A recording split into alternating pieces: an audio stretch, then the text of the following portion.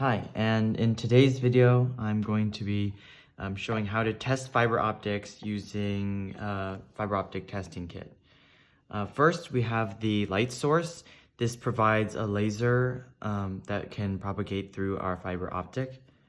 And here's a power meter. When I plug a cable into this, it will measure the power output.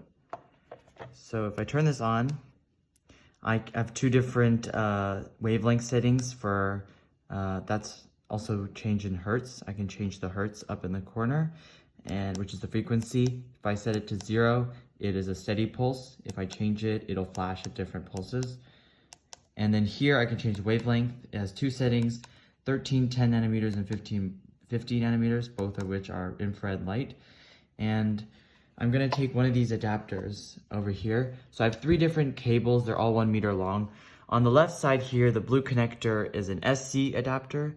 They're used in different wiring for different systems. And on this side is an FC adapter. It's more round and it's black.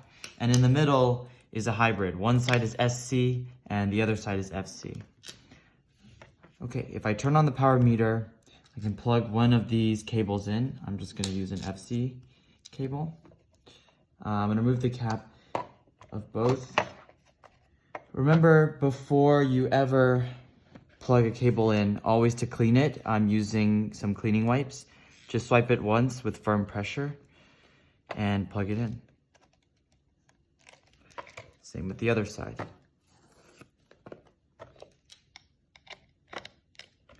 And then on this screen, you can see the measurement. Now there's two units, dBm and microwatts in this case. dBm is a logarithmic scale of watts to the power of 10. So you can think of it as every change of 3 in dBm is about 1 milliwatt of change, or 1,000 microwatts. So if the number becomes more positive or less negative, you're going to have a stronger power coming from the laser source. And if the number is more negative, then you're going to have less power.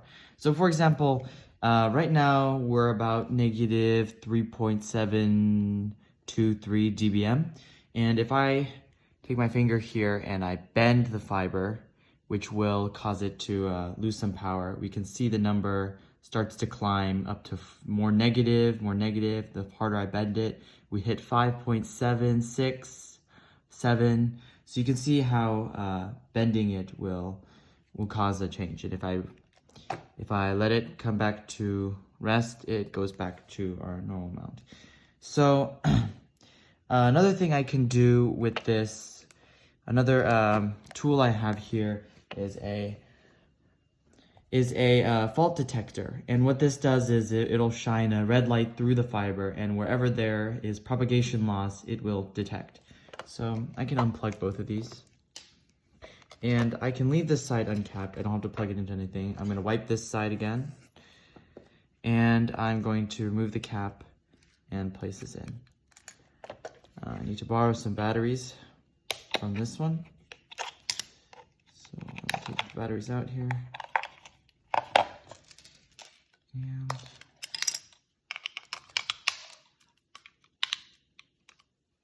here.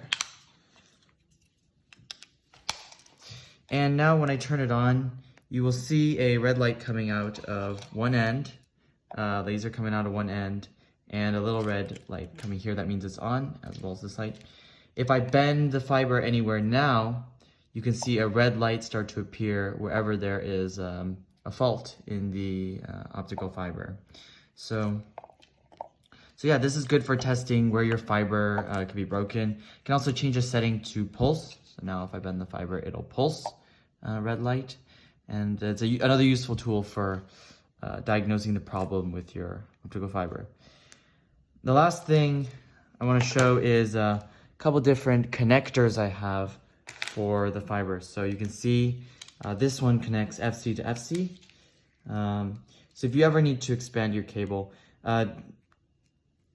it's possible you will have some propagation loss when using these, as there always could be light that escapes. It's not a perfectly straight, but if I just plug this one in here, and twist it in. And if I take another cable and I plug it in here,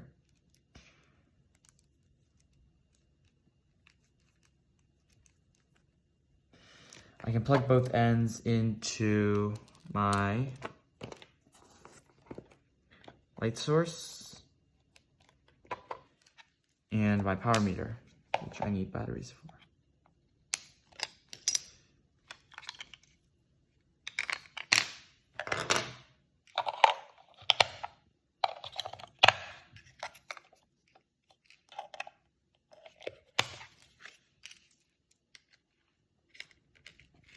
And so when I turn them on, you can see on here that there's a lot of propagation loss due to me not tightening the connectors enough.